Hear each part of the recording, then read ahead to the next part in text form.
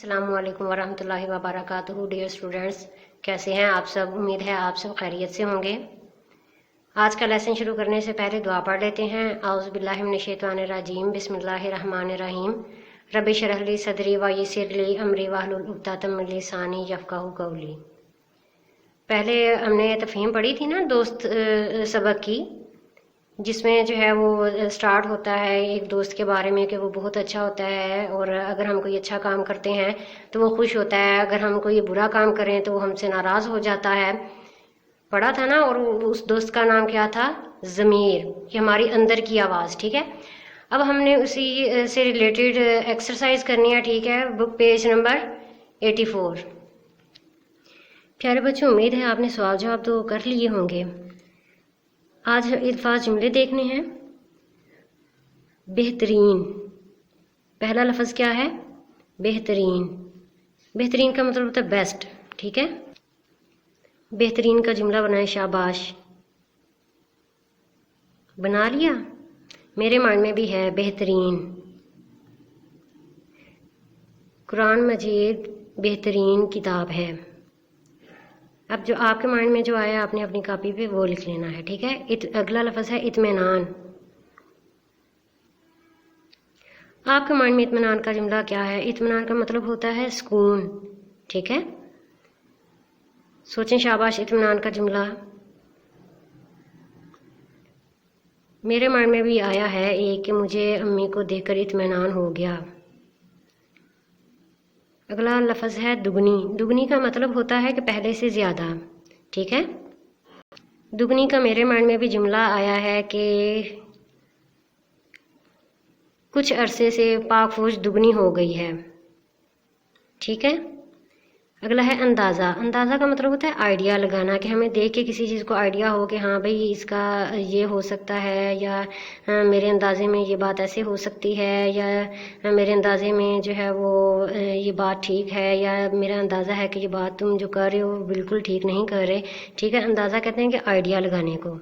ठीक है, अब जैसे मेरे माइंड में आ जाए कि जी मेरे अंदाजे के मुताबिक ये चावल 2 किलो हैं। अब आपके माइंड में अंदाज़ा से रिलेटेड लाजमी नहीं है कि बेटा आपने जब जुमला बनाना है तो आपने वर्ड अंदाज़ा ही लिखना है। लाजमी नहीं है कि आपने अंदाज़ा ही लिखना है। आपका जैसे सेंटेंस होगा इस वर्ड को आपने वैसे ही चेंज कर लेना है। ठीक है, अगला वर्ड है बेईमानी।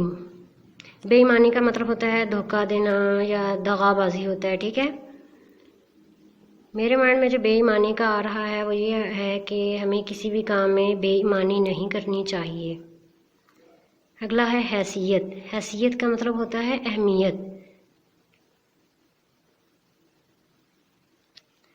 अब मेरे माइंड में भी जुमला आ रहा है हैसियत का कि इस दुनिया के इम्तिहान की, आखिरत के इम्तिहान के सामने कोई हैसियत नहीं। ठीक है, हैसियत का मतलब होता है अहमियत। कि मतलब ये जो दुनिया के जो हम इम्तिहान, ये जो हम वैसे इम्तिहान दे रहे होते हैं, जैसे हम सिलेबस पढ़ लेते हैं या इस तरह, फिर ये जो इम्तिहान है ये जो हमारे आखिरत में होगा, हमारा जो होगा कि हमने दुनिया में क्या क्या करके आए हैं, ये हमारा ज़्यादा अहम होना चाहिए। ठीक है, अगला है जुमला अहद। अहद का मतलब होता है वादा। आपके माइंड में अहद का क्या जुमला आ रहा है? मेरे माइंड में भी अहद का जुमला है कि मैंने झूठ ना बोलने का अहद कर लिया।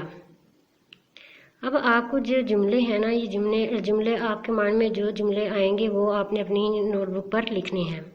अच्छा, अगला सवाल है, क्या कभी आपको कोई नेकी करके दिली इत्मीनान हुआ?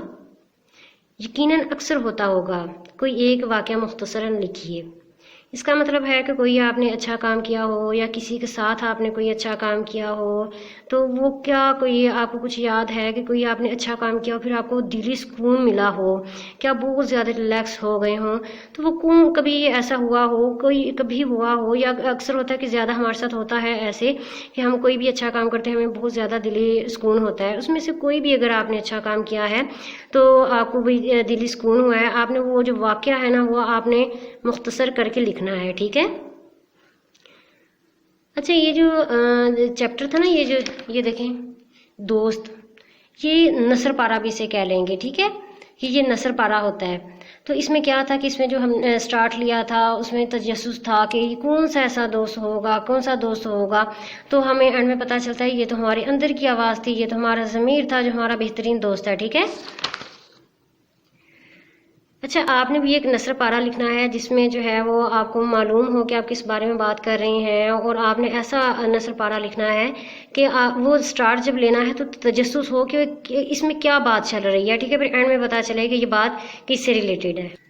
अच्छा, एक नसर पारा ये भी है, आपने ना इसे बहुत गौर से एक दफ़ा रीड करना है।